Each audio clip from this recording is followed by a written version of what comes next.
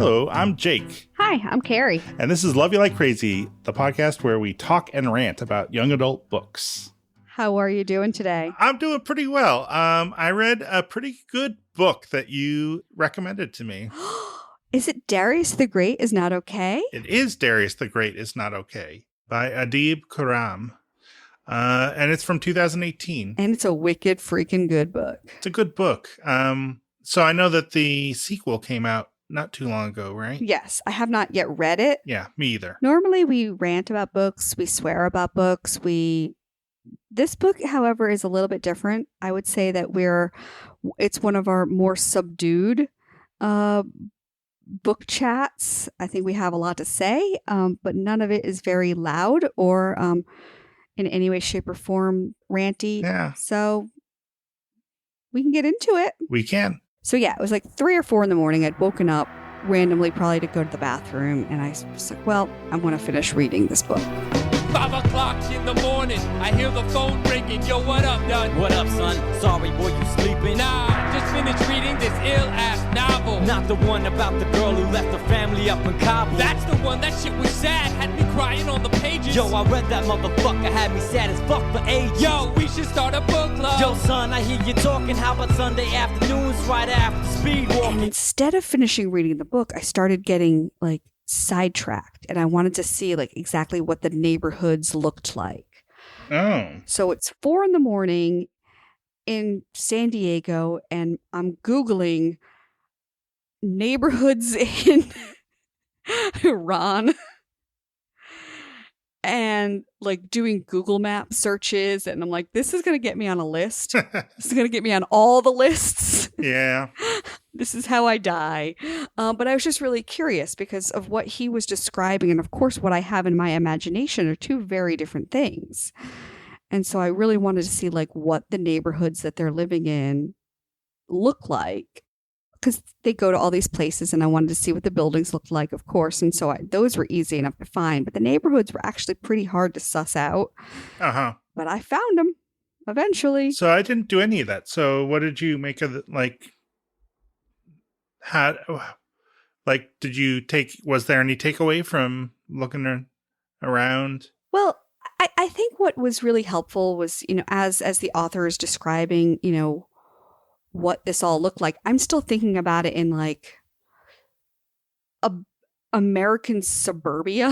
Oh, I got you. And so my brain is trying to translate, okay, there are these houses and they can park in the driveway, but there are these, gardens and everyone's got gardens, but the buildings, he's talking about them as being, whitewashed and beige. And I'm like, okay, so now I'm thinking about like my brain is turning it into basically the Southwest. Mm. And again, that's still not quite working. So I'm like, okay, I need to take that away again and sort of like really sort of imagine, because I think he does a great job of discussing like what the foods are like and all that stuff. But it's just really hard for my brain to translate, what the neighborhoods look like. And I think I finally got it. It is pretty beige. A thing that struck me is that like it mentions at one point that Saurabh has a cell phone, but it doesn't seem like people really call each other. Like he's always running over there. Yeah. It's kind of a house to house thing. Yeah. They're not like using them. And part of it was, I know that at one point Darius, wanted to watch Star Trek, but they couldn't except for anything that his dad had brought on the laptop already. So I'm like, well, there's obviously something that's, making communication still more difficult. Right. They thought that the government censors would prevent access to, I guess, whatever streaming platform they normally watch Star Trek on. Well, interesting. I should have thought of doing that myself, but I didn't. I don't normally do anything like that. And I sort of, at the time, I was just, it's 3 in the morning, it's 4 in the morning, it's 4:30, it's 5. I'm just looking at stuff. And then afterwards I close my phone and I go, oh, fuck. That was probably a bad decision. Bad decision, dinosaur. Bad decision, dinosaur. But I just wanted to know because, I think the author does such a great job painting a lot of the scenery, but yet my Western brain couldn't make it work. So this is a book. I mean, our discussions tend not to make any kind of deference to the fact that the people who are listening might not have read it. But this is a book it's about this kid. How old? Do we know how old Darius is? I think he's 16. Yeah, that seemed about right. I might have guessed a year or two younger. So he is half Iranian. His mother is from Iran and is Zoroastrian. And his dad is German. Although his dad is just like full on, like does every single Iranian, custom, like balls out, like into it, which I really sort of appreciate about him. Like he just goes for it. Yeah. I mean, even though he clearly often feels kind of on the outside, I mean, he doesn't speak Farsi. He doesn't speak Farsi. No, he doesn't. Because he and Darius don't speak Farsi, but Darius' sister and mother do. Because they were talking about like some of the stuff, like there are gatherings of Persians in the area, and the dad is always cooking for those, and the table in the house is always the most elaborate. Yeah.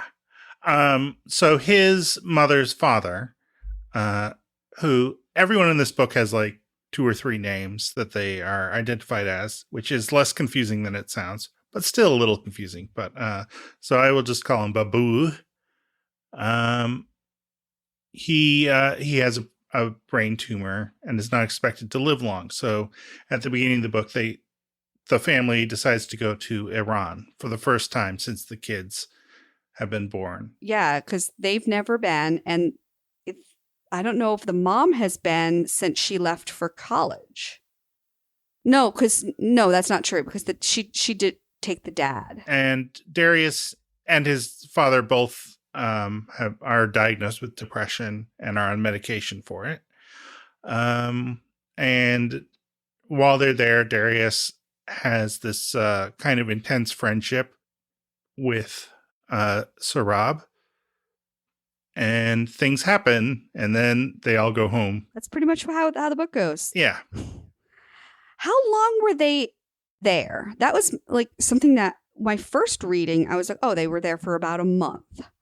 And my second reading, it seemed like they were only gone for maybe a week and a half.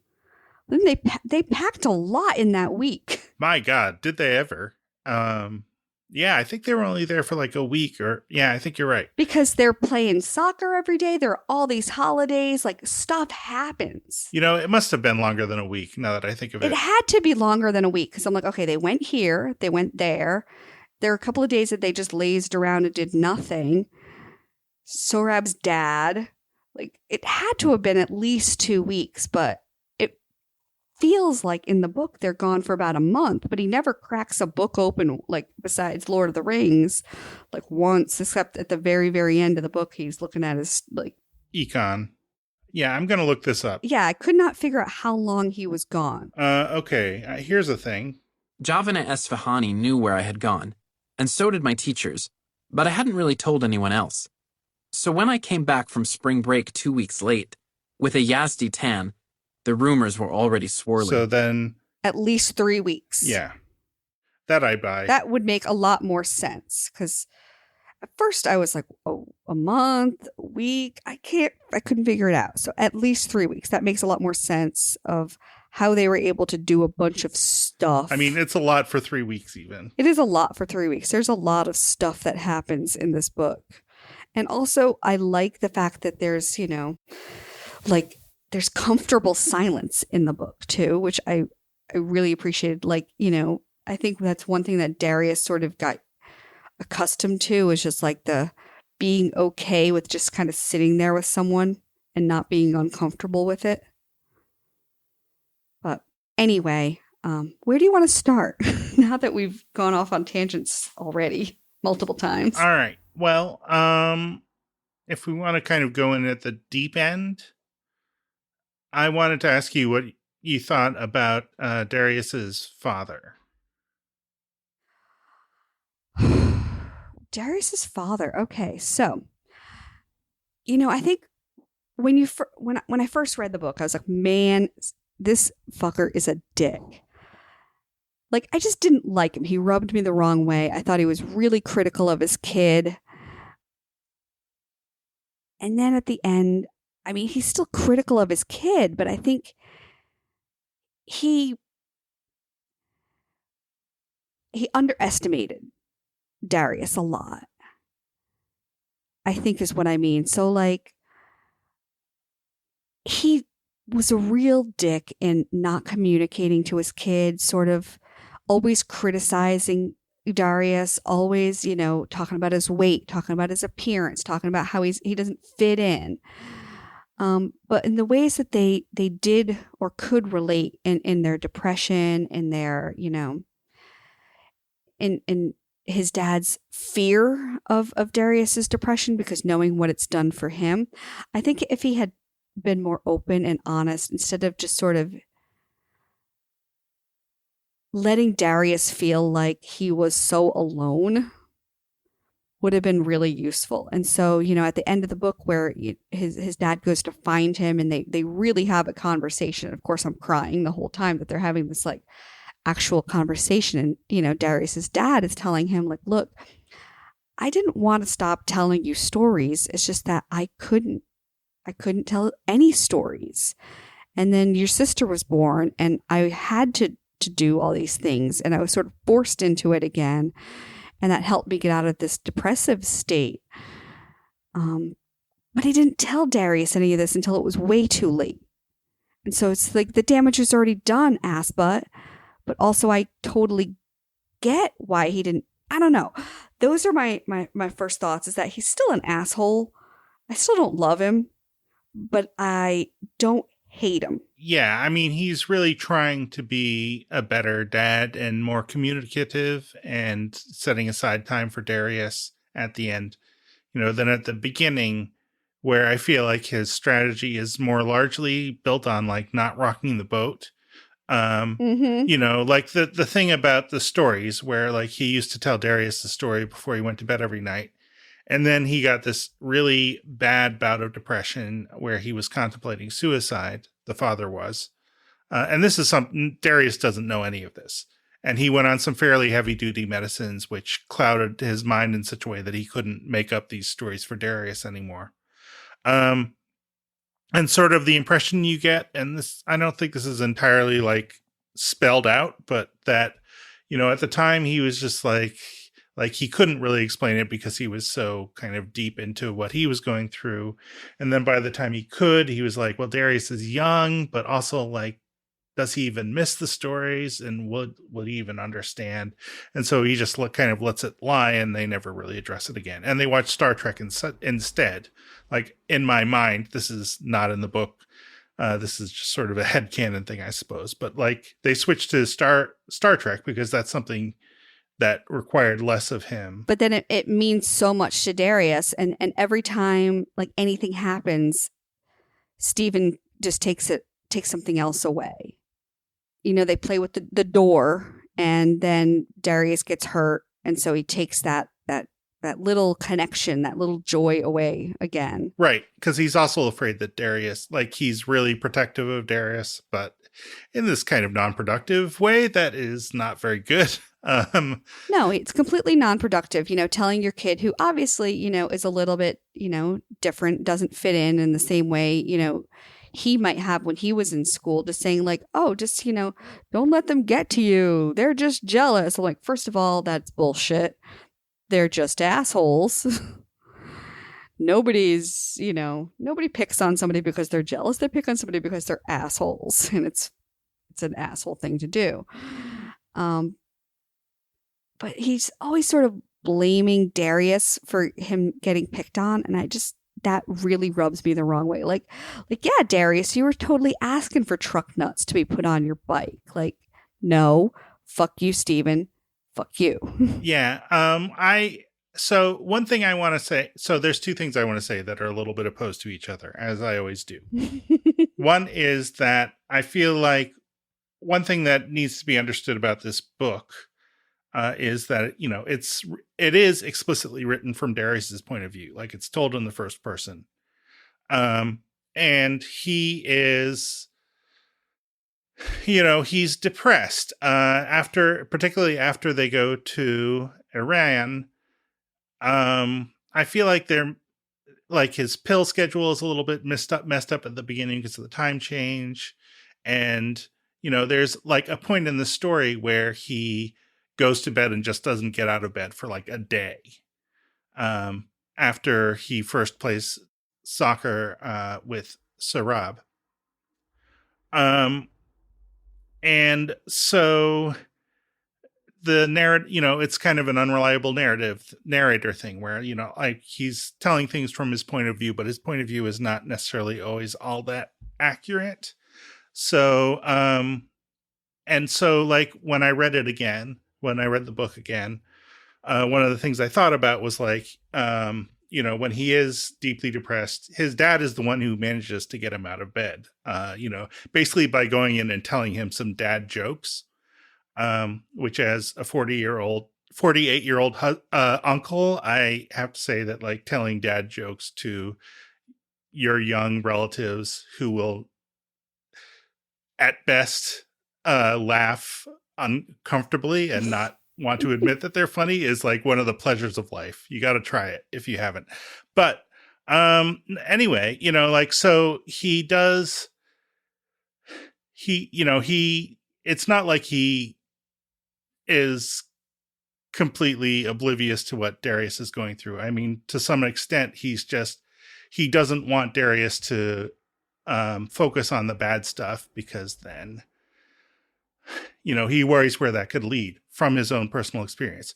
With that said, like all the stuff about Darius's weight is like such bullshit that I could not even stand it. Yeah, it really pissed me off. It just, Nope. Not useful, super dicky, not cool. Steven. The Ubermensch. Yeah. But it's, he doesn't talk about that at all at the end of the book. Or at least Darius doesn't mention it. So he does. And it really is like when at the end, when Darius has his second blowout with Saurabh, and he goes and kind of retreats to the top of this outdoors bathroom where you can see one of the local mosques, I guess. Mm-hmm. And his dad goes and finds him, and he's like, "How did you find me?" And his dad's like, "I don't know. It just seemed like a place that you would like." And that was a thing that I found touching, just because it shows like, oh no, this guy does know his son. And also at the time it felt a little unearned. But on reread, maybe less unearned, but it still seemed like a little bit of a leap from this guy who at the beginning of the book seemed like such an oblivious jerk to the end where he is kind of transformed in this way. I don't know. I think what you said about him being like the type of person who doesn't want to rock the boat, I think that makes a lot of sense for Darius's dad. I think he is so scared of having his son lost to depression that he would rather like try to not manipulate him, but sort of like try to like force him to be somebody he's not in order to keep him safe. Yeah. And the other thing I would say, because he is himself depressed. Oh, 100%. Although medicated, and he seems to, in general has it under control, it seems like. But like, I can also kind of see, as someone who has on occasion, suffered from depression myself, like you can get in this frame of mind where you're like, so is this, I mean, in this case, is my son upset, or is this me projecting something, or what's going on? Maybe better just not to say anything. Like, yeah, and you don't have to be depressed to do that either, but I can totally see that as being part of the picture as well. So, all right. The Kellner family gets on a plane, goes to Iran, and the family is, mom, dad, Darius. And how do you pronounce her name? Is it Lale or Layla? Well, so I listened to the audiobook. That's why you're helpful. Yeah. I'm assuming that the audiobook person got it right, but that's questionable. But it's like it's like Lale. Lale. So it's the accent is on the second syllable, which seems like a lot of, I mean, I'm talking out of my ass here. So anyone who's listening who knows what they're talking about, I apologize for spreading any misinformation. It seems like a lot of the Persian names are kind of accent on the second syllable. Like Darius is the American version of the name. Darius or Dariush is the Persian version. And so it's Saurabh. Saurabh, yeah. Okay. So yeah, they all go to Iran and go to spend time with Mamu and Babu, who are the grandparents who Darius has never met. He's only seen them on the computer. On Skype. On Skype. What I find is very touching, though, is that he still has some sort of emotion about them. Like, he loves them, even though he doesn't really know them or has never really seen them, just has only seen them on Skype. And the fact that he can even care, I thought that was really a nice thing, because honestly, I would not probably feel a similar way if I grew up with a Skype grandparent. Mm-hmm. I probably would, be a little weird about that. Maybe I wouldn't. Maybe it would be a delightful and loving relationship. But like never seeing them ever and only seeing them on Skype just seems like, wow, it's got to be really tough to forge a connection. But yet, at least with his grandmother, he does already have a connection to her, via Skype. And then, of course, they form a much deeper bond when he's in the country. But I don't know. I just thought that was interesting. Anyway, they go and they all go to see the whole family. It was his first time ever going, and to basically say hello and goodbye to his grandfather. And for his mother, it's very bittersweet because she, being back in Iran is kind of a wonderful thing, but having been away for so long makes her sad. And then knowing that her father this is probably the last time she'll see him in person alive is another thing as well. And then, while they're there, Dariush meets a neighborhood friend. Saurabh. So are we got to go there next? We're going there next. Okay. I think so. So Saurabh, well, what do you want to say about Saurabh? I love him. Sure. I love him so much. I love how their friendship isn't easy, but it's also, their friendship is easy and complicated. I guess that's what I want to say. They have a very quick and immediate friendship, a very strong friendship. They are immediately, not immediately, of course, but I'm saying, within the span of 3 weeks, they become not just friends, but like immediate, lifelong best friends, where they know that they're going to be in each other's lives, until they're dead. And I don't doubt it for a second that they will, in fact, keep in touch. And I really appreciate that. I love how Saurabh is just like, yeah, you're going to come play football with us. Full stop, end of story. You're going to come. And I'm going to show you all these things. And it's going to be a thing. You're just going to be like my brother while you're here. I love them. Saurabh is so welcoming of Darius and so attentive to his emotions. But Darius is also a good friend to him, I think. Mm-hmm. Again, it kind of took me a second read through to sort of catch some of the nuances of that, but he is hella in love. Well, I mean, God, yes. Yeah. Oh boy, man. The physical descriptions in this book are really something. There's a lot of arms slinging over and just like there's a lot of like touching for the sake of touching. Yeah, which I guess is part of Iranian culture. But Darius himself always sees himself as like half Persian. But here he's just like, okay, this is just what we do. This is what friends do here, and so I'm gonna do it. Like, wow, this is not how I'm used to things working. But you know what? I kind of like it. I kind of love it. I mean, just like, oh, you hug your friends because you hug your friends. You put your arm around your friend because it's your friend. Like, yes, full stop, 100%. I love that. Some of Saurabh's friends kind of suck, but that is immediately remedied. Well, once, yeah. Well, I mean, because he sees that Darius is upset, understands it, and fixes it. He doesn't like tell him like, I know that they were kind of dicks, but like, it's really you're being too sensitive. Like, he's just like, no, that was a dick thing, and I am so sorry that I didn't say anything earlier. Yeah. But then also, like, like he and Darius, like they feel comfortable crying in front of each other. Mm-hmm. And Darius cries an awful lot. Yeah. Because there's kind of a lot going on. I mean, depression aside, like things are kind of rough in the world of Darius right now.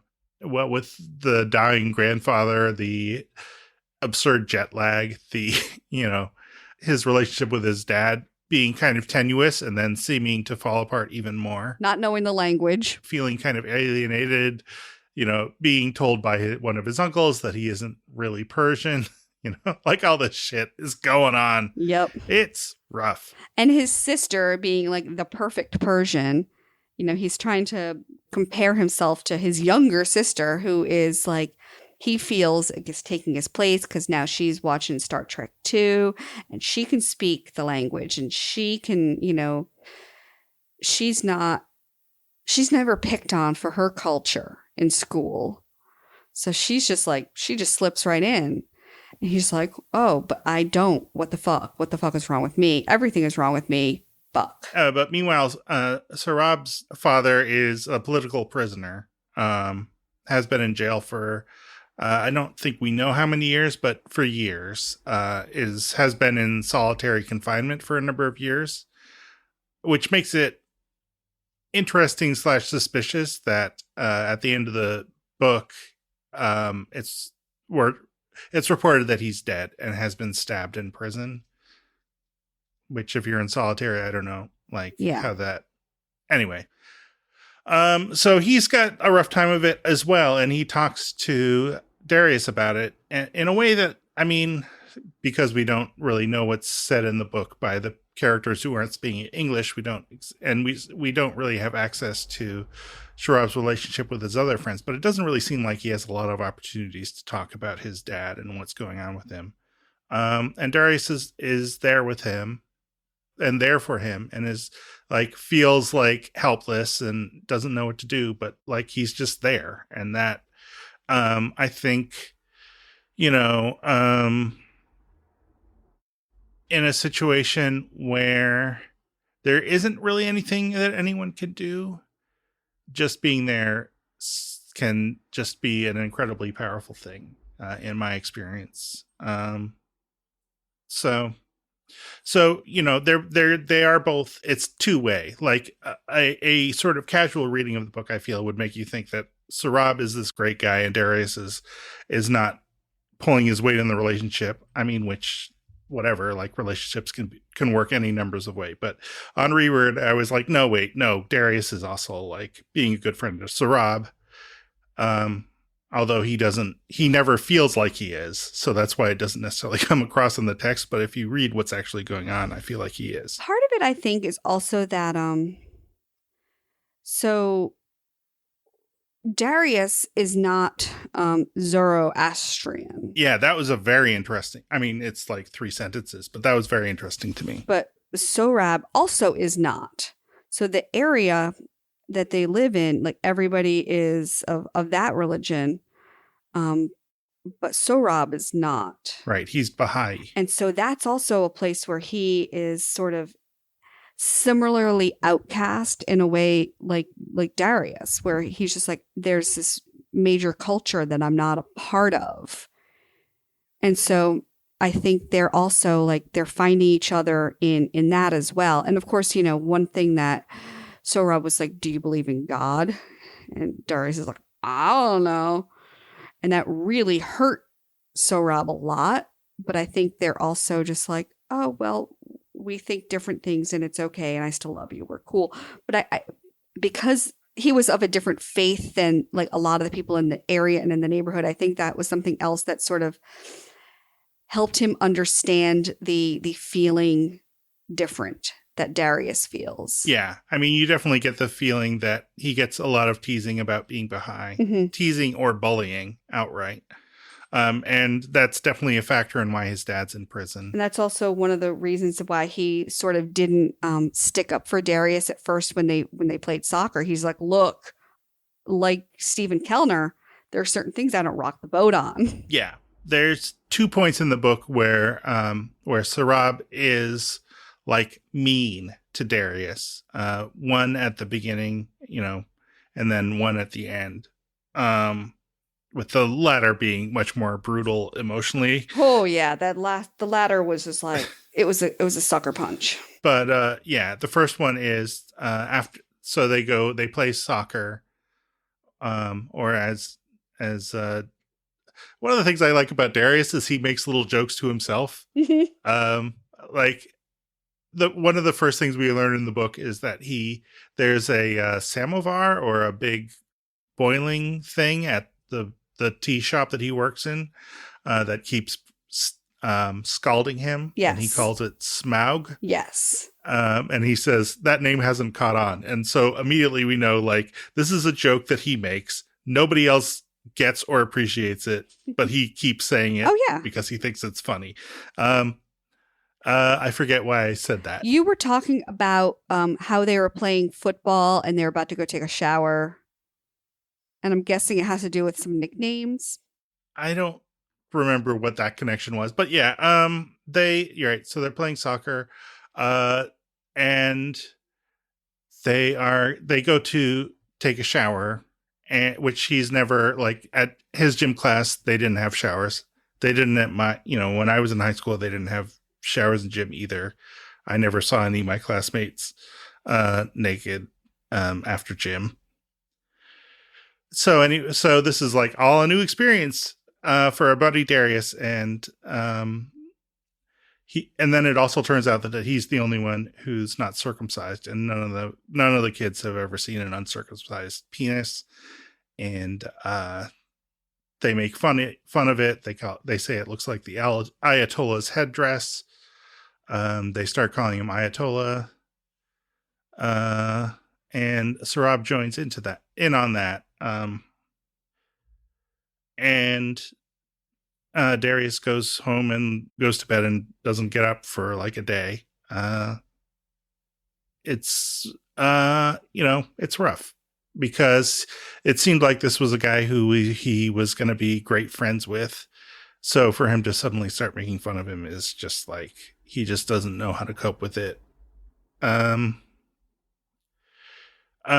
then Saurabh comes by and apologizes and is like, like Darius. One of the things that Saurabh is great about is like whenever Darius is like, it's fine, and Saurabh's like, nope, guess what? Not fine. That was bad. Mm-hmm. What was it that Death Prattle says? Your feelings are valid in this garbage situation. Yes. That's like super on brand here. There's a lot I love about this book. I really like Darius a lot. Like, I think he's a really interesting character as he's sort of figuring out his own place in the world, not just within his family, his culture, who he is as a Persian, as a half Persian, as a high school kid, as a probably gay kid.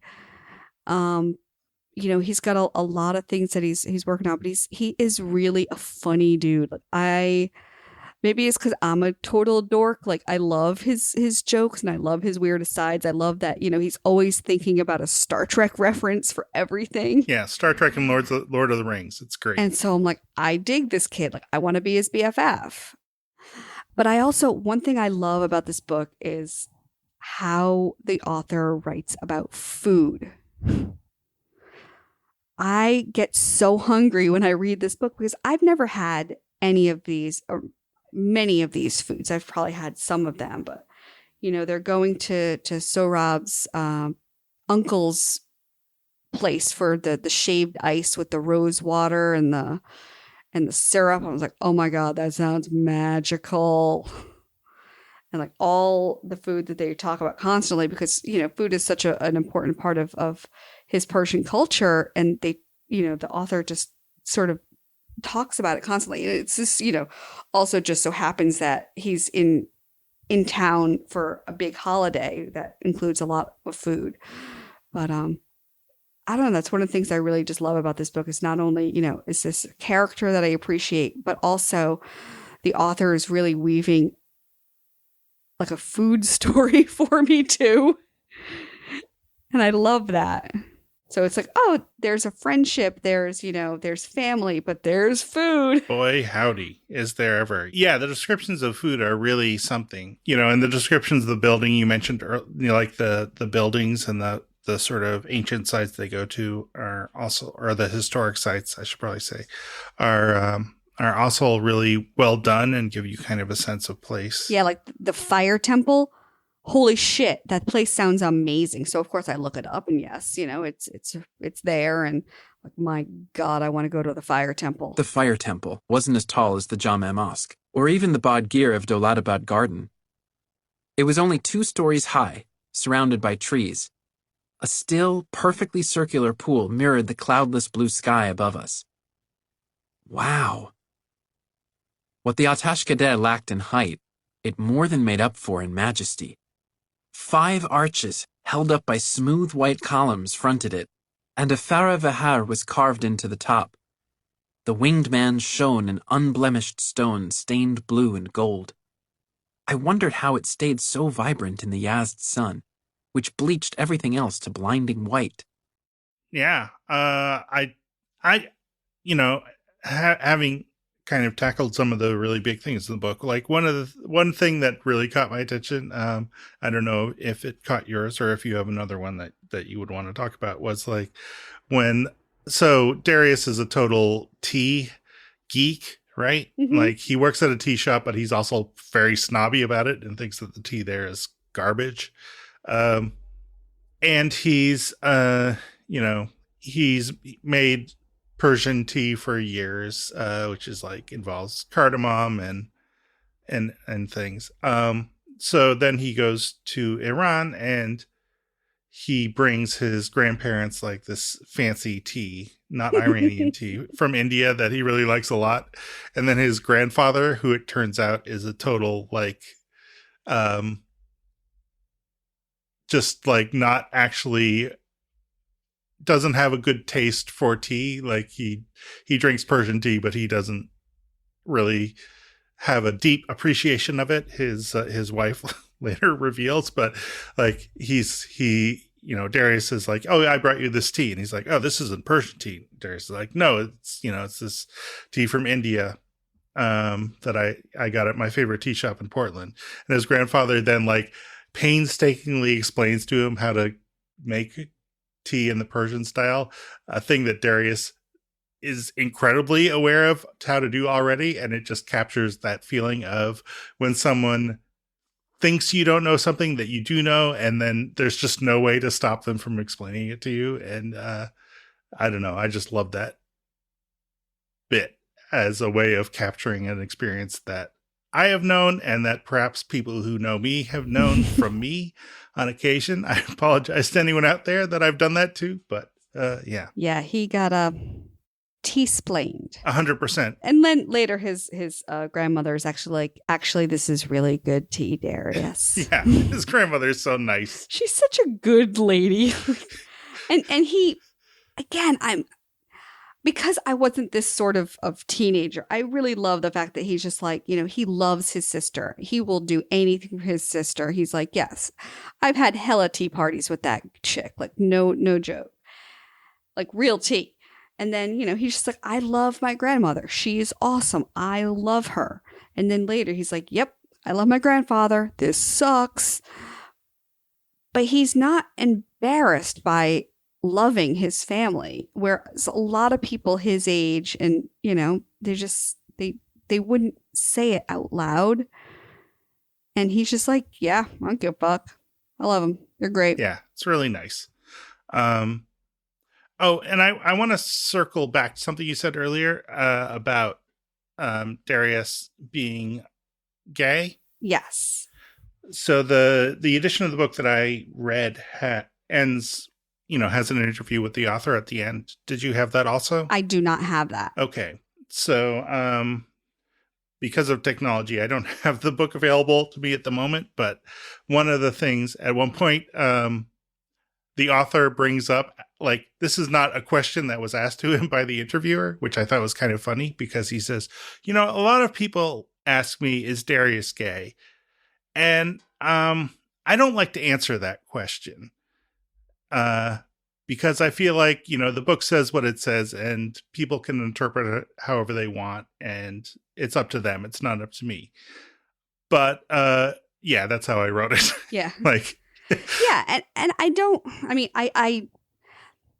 didn't pick it up at all. 'Cause like I've always sort of said, like, when I read books, I try to read them like literally, at least through the first read. So I can be surprised by things. But when his dad, finds him up in the one of the rooftops, and his dad's like, "Is there anything else you want to talk about?" Darius is like, "No, at least not yet. Bye. Don't ask me that." And so I was like, "Okay, yeah, got it." Like, that was the moment where I was like, "Yes, he is gay. Everyone else knows it." He's not ready to talk about it yet. Okay, fine. So I'm not gonna go further. But of course, there is a second book that I have not yet read, so it might explore that further. Yeah. I kind of wonder, like, in this book, one of the people that he's clearly attracted to is Chip Kuzumano. Yes. I'm not sure about that last name, but yeah, it's Kuzumano. Right, who is one of the bullies, but not the main bully in his own high school. And who is just like described in this, in a way to make him sound like the most attractive 16-year-old on earth. Oh, yeah. His hair was long and swoopy on top, with the sides shaved. He had the elegant sort of curved nose you saw in statues and paintings, and his nostrils were perfectly proportioned. So I kind of wonder if they'll get together. I'm just looking at... Oh, okay. Okay. I'm just reading reviews of Darius the Great Deserves Better, because of course I am. Let's see, Goodreads. Shall I read the description of the book? Sure. Okay. In this companion to the award-winning Darius the Great Is Not Okay, Darius suddenly has it all. A boyfriend. Thank you. Well, that was pretty... boyfriend, an internship, a spot on the soccer team. It's everything he ever wanted, but what if he deserves better? Darius Kellner is having a bit of a year. Since his trip to Iran this past spring, a lot has changed. He's getting along with his dad. His best friend, Saurabh, is only a Skype call away. Between his first boyfriend, Landon, his varsity soccer practices, and his internship at his favorite tea shop, Darius is feeling pretty okay. Okay, let's see. Like, he finally knows what it means to be Darius Kellner. Then, of course, everything changes. His grandmothers are in town for a long visit while his dad is gone on business. Oh. Dun, dun, dun. This is something I noticed is when Mamu says that she loves Darius for the first time, I think, it says in the book, Grandma and Oma, Dad's moms, didn't say that very often. Yeah. So we're going to explore some of that shit. That'll be interesting. Let's see. Darius isn't sure whether they even like him. The internship isn't what Darius thought it would be. Now he doesn't know about turning tea into his career. He was sure he liked Landon, but when he starts hanging out with Chip's soccer teammate and best friend of Trent Bulger, Well, he's just not sure about Landon anymore. Huh.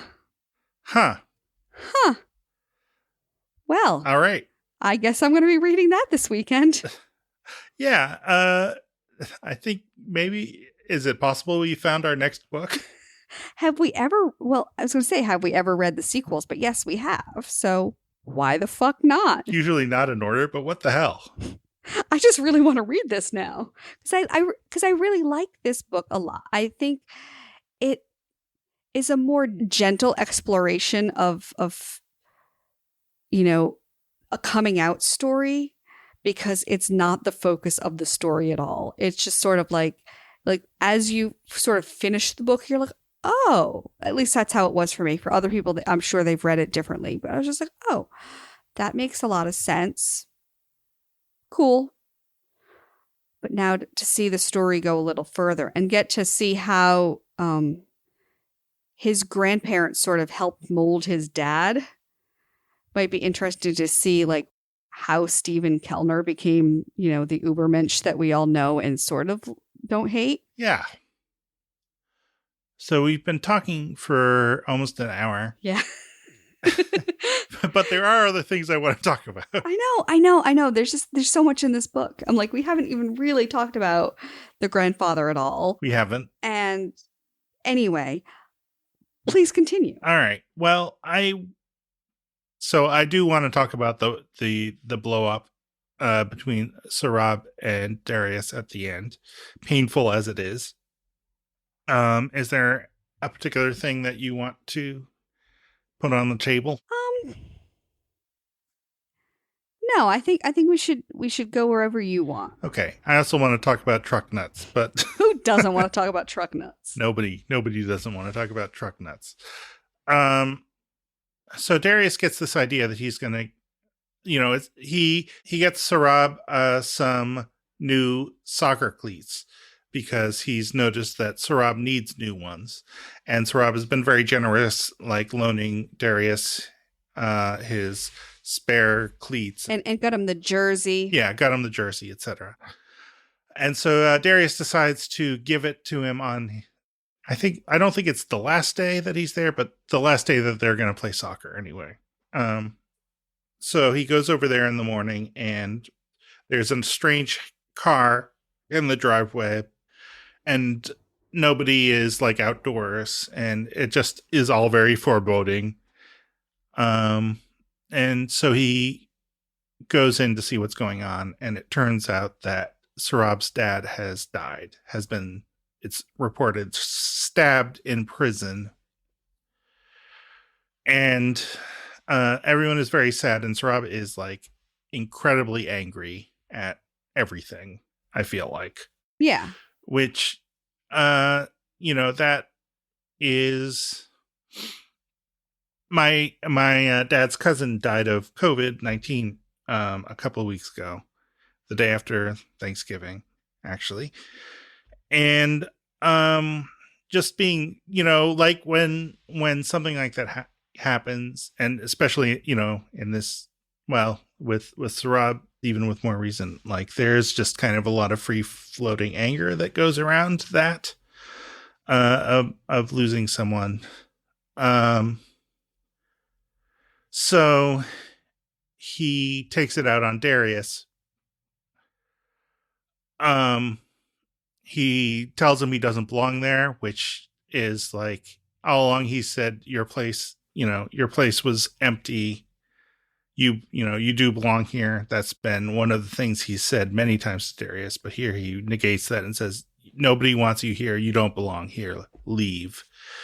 And when Darius starts crying, he says, stop crying. You're always crying. Nothing bad has ever happened to you. You do nothing but complain. You've never had anything to be sad about in your life. Which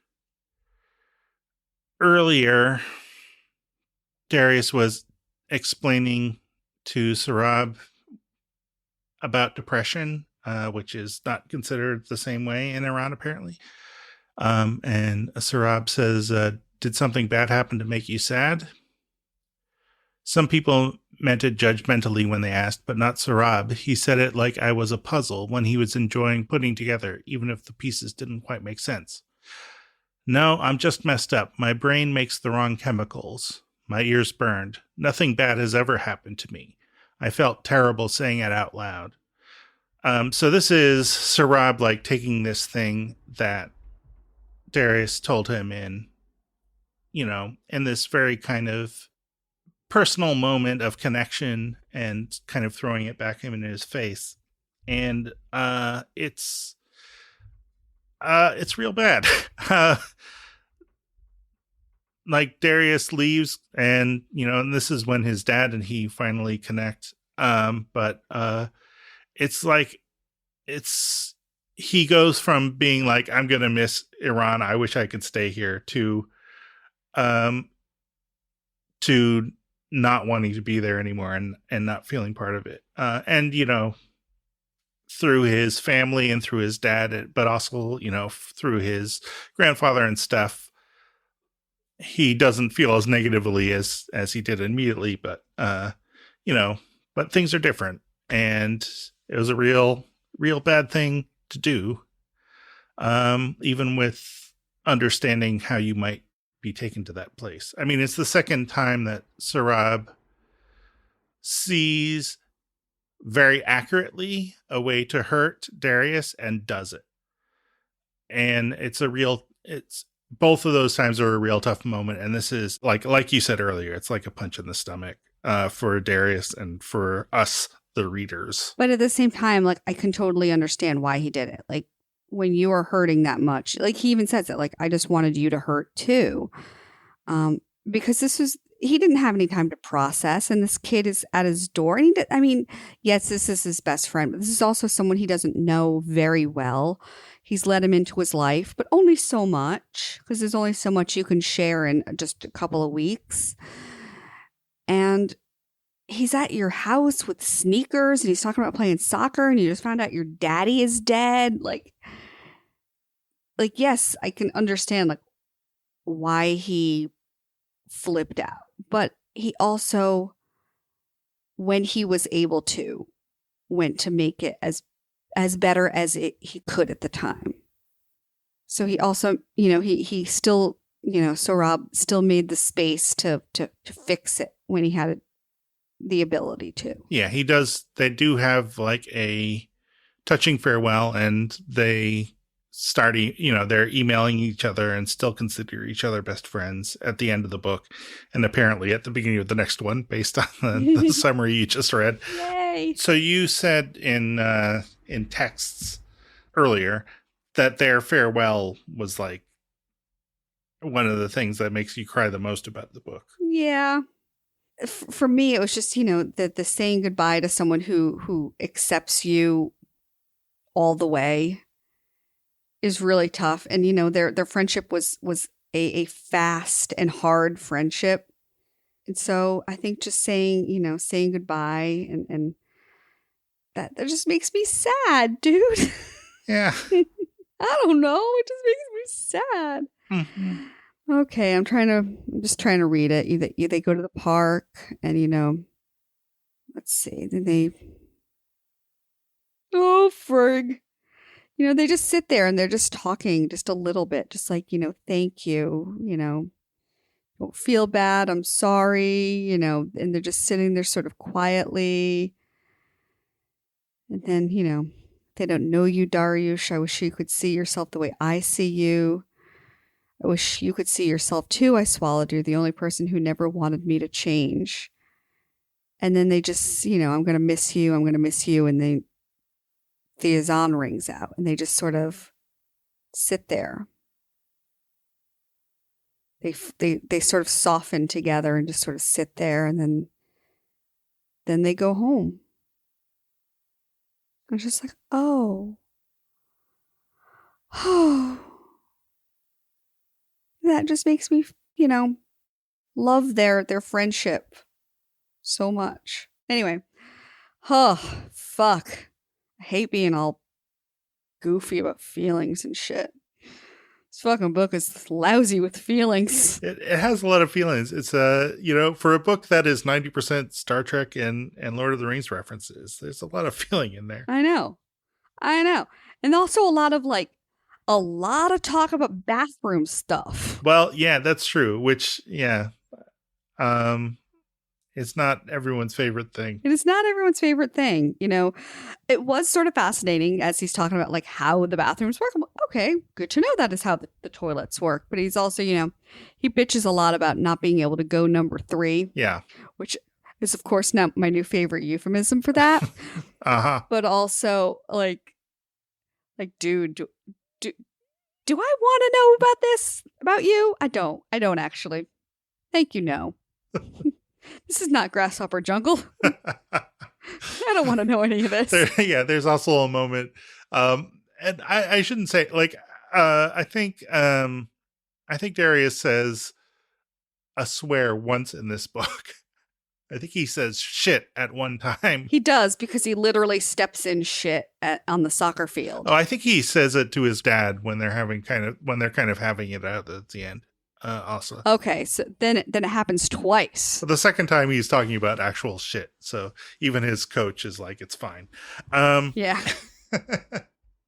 But at one point, after they make fun of his penis, God, the worst. I know. It's just that's something you never make fun of on anybody ever. Yeah, I mean, unless it's funny, maybe. But no, I didn't say that. Well, no, I would say unless the person who owns the penis is inviting the joke. Right. Unless they think it's funny. So hey, look at my funny penis. Then you can go, oh, that is in fact a funny penis. Thank you for showing me said funny penis.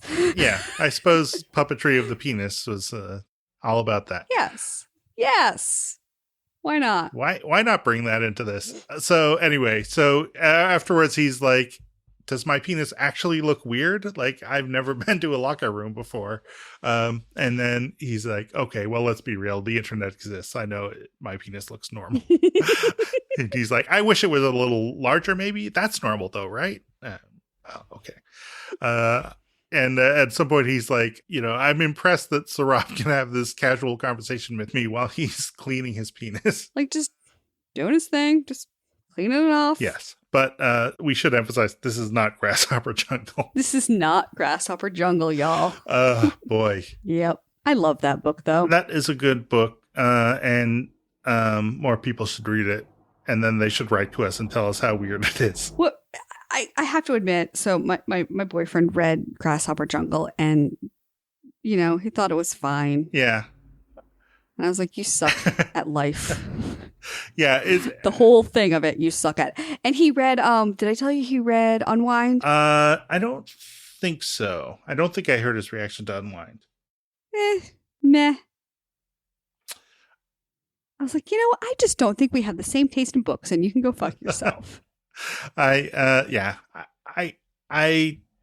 especially Grasshopper Jungle, it's a little hard for me to think of having a muted reaction to it. I could understand not liking it at all, but yeah, you could absolutely not like it. We read it for book club, now a couple of years ago when I lived in Chapel Hill or Carrboro, wherever the hell I lived. People had mixed reactions, but it was either I love this book or what the fuck is wrong with you? Why did you make me read this piece of shit? Yeah. I read 3 pages, threw up, and then burned. Yeah, wow. All right. But instead it was it was fine. Nobody was likable. I'm like, yeah, I know that. Nobody was likable. That's sort of the point. Yeah. Unlike this book where most everyone is likable. Most everyone is likable. I think there are some people who are kind of dicks. What's the uncle's name? Jamshid. Yeah. He's kind of a dick, a dick uncle, but he's fine. We don't really see him much. He picks him up at the airport, takes him back to the airport. He's at the holiday. It's fine. But everyone else is mostly fairly likable. Of course I love Darius. I love, his friendship with Saurabh. I like his mom. I can't imagine, being away from your home. Not I don't live in Rhode Island anymore, but like if I left the country and I lived in a completely different country with a very different culture than the one I grew up with, so not a Western culture, and then I just never saw my mom ever again, that would suck. Like I have mixed feelings about my mother 100%, but I still want to be able to see her sometimes. And so like I can't imagine like what the mom went through and is sort of is going through, especially at the end of the book when she's, you know, looking through photo albums and just kind of going like, this is over. I will never see my dad again in person, and he will die. And I think the book for me was full of both a lot of firsts and a lot of lasts. It's like, you know, it was a lot of, you know, Darius's first time going here, a lot of his first time feeling fully Persian in some ways, but it's also like the grandfather's last time driving here, you know, the family's last, because, you know, the uncle is thinking about moving out of the city. So it's like they're the last of the people in their family left in the city. You know, there's a lot of lasts in this. And so I don't know. I just sort of found that interesting that it was like, there's nothing in between. It's nothing that sort of continues. It's just like, this is the first time this is happening. This is the last time this is happening. And so the mom, like, I couldn't imagine that. Stephen Kellner, we all know how I feel about Stephen Kellner. You know, Mamu, who is like the greatest grandmother of all time. Can I just say that I appreciate that one of the kind of important developments in Darius's arc is that he asks his grandmother when she first listened to ABBA. I know. I thought that was a great moment. Yeah. Because he's like, wait, I recognize this song. Because he was expecting to hear like some, you know, Persian song on the radio. And she's like, wait, I recognize this. What the hell? And then he realized, wait, I can just ask. I don't have to wonder what people are thinking. I can just ask them. Because a lot of the book, like a lot of part of the situation with him and his dad is like, he has all these theories about what Stephen Kellner thinks about him and how they're interacting, but they don't actually ever talk about it. And it turns out it's not, a lot of it isn't really true. And, you know, so there are a lot of things like, I wanted to ask so-and-so about this, but I didn't know how.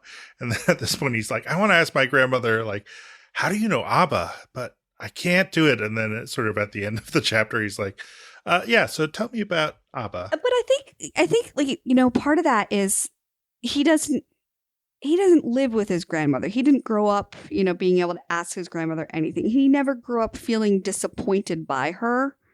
So I think it's a different dynamic than like your dad just suddenly not talking to you the same way anymore. And you kind of go like, I'm a little kid and the dynamic just changed, but let me be a grown up and completely just ask you, hey, Dad, what's going on in your mental state right now? Like, no, because there's a different power dynamic. But yeah, I think being able to ask your grandmother, like, what's the deal with the ABBA thing? Yeah. And Babu, I think like part of it is also like he hears stories about how proud his grandfather is of him, which is completely not evident from anything his grandfather says to him, really, or that's not entirely true. But no, but his grandfather, you know, he's just like, he's an older man, different generation completely, you know, he's just like, we don't talk about feelings. And also like isn't super comfortable talking in English, it seems like. What was the moment that I really loved with the grandfather? I've got to think about it for a second because there was this one moment. Oh yeah, it was the moment, it was towards the beginning of the book. It was right when Darius and Saurabh first met, and the grandfather's like up on this ladder just doing his thing. And they're just like, so we just watch him do this and hope he doesn't fall down? They're like, yep. And he does his thing. Doesn't fall down, but probably should have. Yeah. I don't know. I just like the fact that the guy was just like up on the ladder doing the thing, even with the brain tumor, even though, you know, this book is going to be full of a lot of his lasts, you know, the last time driving, the last time doing this. Oh, and the other thing was like the lettuce. He makes some sort of like jam for the lettuce or something that goes on the lettuce, and they just sit there and they eat like heads of lettuce together. Just Sohrab. And they're like, "Don't you know your grandfather does this thing?" And he's like, "No. Why would I know this?" And it was amazing. And they just ate lettuce after lettuce. Yeah, with this mint vinegar, I think. Yeah. Yeah, man, the descriptions of food. Mm-hmm. I'm telling you, like the food in this book, I'm like, I don't know any of this food. I can't pronounce any of this food. I don't even know if I would like all of this food, but I want it anyway. Yeah. One thing I shouldn't just bring up random things forever, but there was a moment which I thought was kind of neat, where like, so his grandfather sees Darius taking his depression medicine and is like, why are you taking this? What's going on? And he's like, well, I have depression and, you know, my brain makes the wrong chemicals and it makes me sad. And his grandfather's like, you shouldn't take medicine. That's only for old people like me. And Darius is like, Jesus Christ, can't anyone like give me a fucking break about my depression and like just believe me that it's not anything I'm doing wrong? But from his grandfather's perspective, of course, like his grandfather literally has a brain tumor that is changing how he acts. Like he goes kind of nutty on his grandmother later and starts yelling at her for no reason, which apparently is like one of the symptoms of his disease. And so his grandfather is, I mean, someone like Stephen Kellner is just kind of like, you know, may this fate not come to you, like, you know, don't be like me, be healthy, you know, and it's not in a way that it's at all productive or receptive, you know, or that Darius is interested in receiving, but I thought it was, you know, just a thing where considering different people's perspectives is kind of interesting. This book is a good book. It's a good book. I am so grateful for it. Yes. So,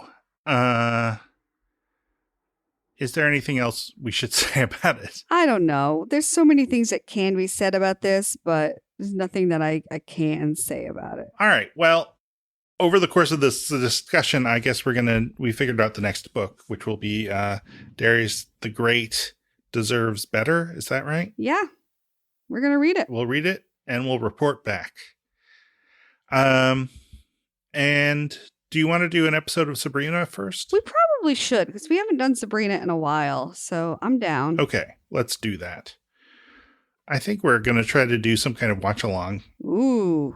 So watch our Twitter, LoveWayPod, for any details on that. So I mentioned earlier that my dad's cousin David died recently from COVID-19.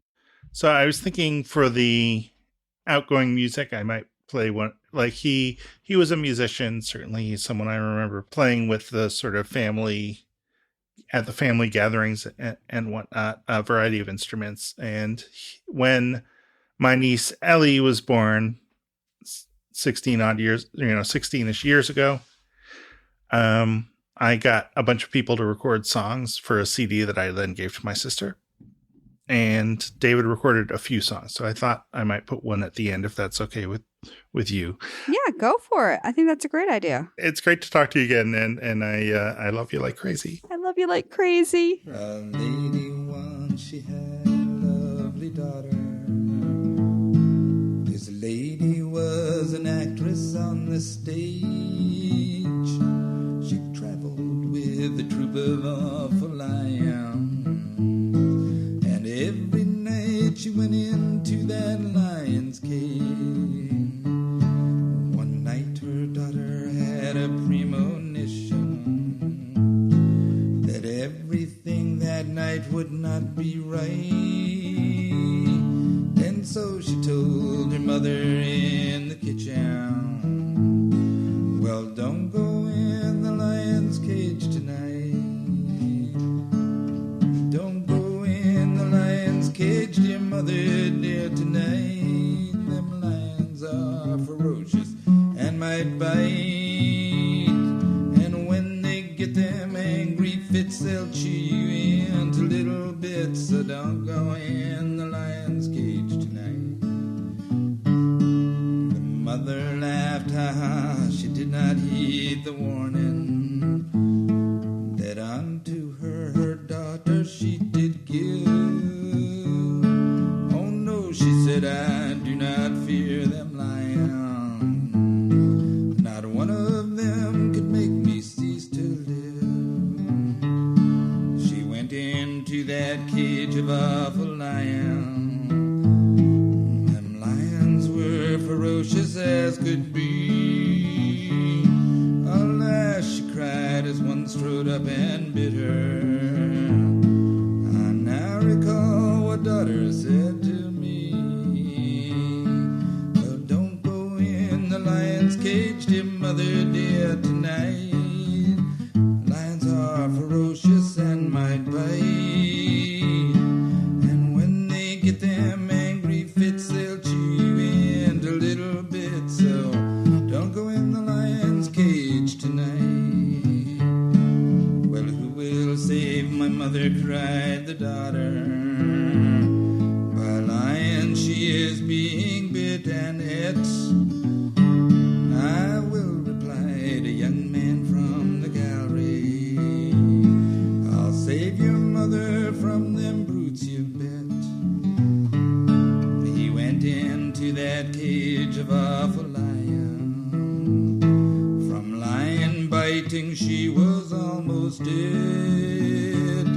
Here is your ma, he said to her and kissed her. For he the girl loved and soon did wed.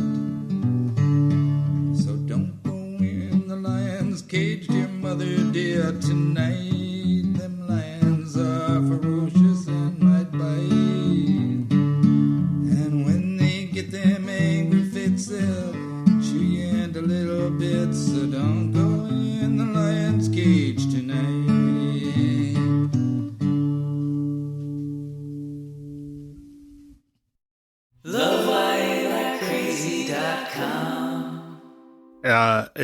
It all sounds very delicious. What in What hell was is going on that? upstairs?